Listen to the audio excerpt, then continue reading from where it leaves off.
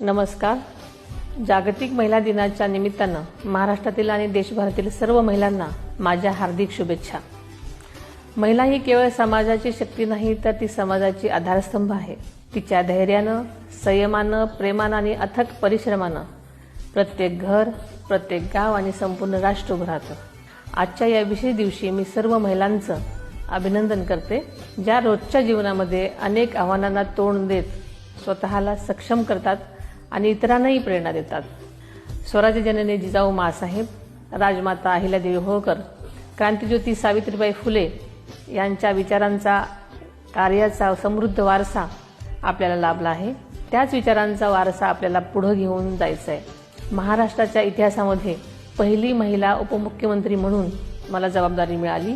ही माझ्यासाठी मोठी सन्मानाची गोष्ट आहे, पण हा सन्मान खऱ्या अर्थानं सर्व महिलांचा आहे असं मी समजते. आदरणीय अजितदादांच्या स्वप्नांना पूर्ण करण्यासाठी आणि महिलांच्या सशक्तीकरणासाठी मी कटिबद्ध आहे. सर्व महिला भगिनींना जागतिक महिला दिनाच्या पुन्हा एकदा शुभेच्छा देते.